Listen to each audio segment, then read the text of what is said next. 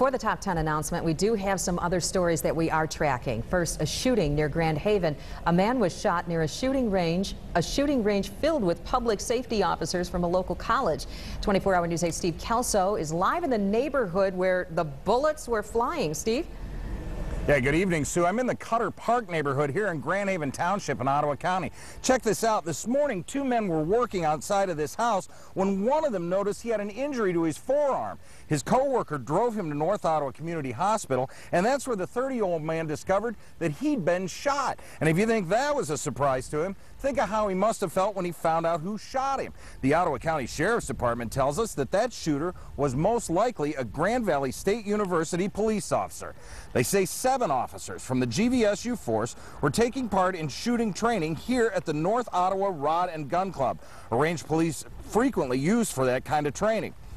Somehow, not 1 but 2 bullets escaped that range that is about a half a mile from here. One struck that worker, and police tell us a second hit another house in the neighborhood. Neighbors here tell us that they hear the range all the time, but have never seen anything like this. Police say they are still trying to figure out how this happened.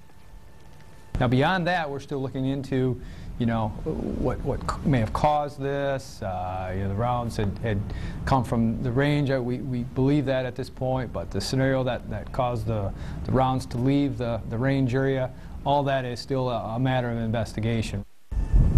Now, this afternoon, police from the Grand Valley University issued this statement.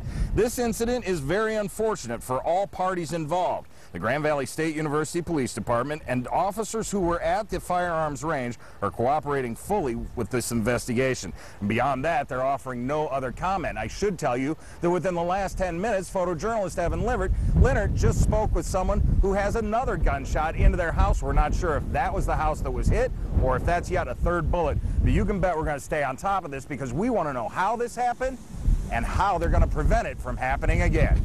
Right now, we're live in Grand Haven Township. Steve Kelso, 24-hour News 8.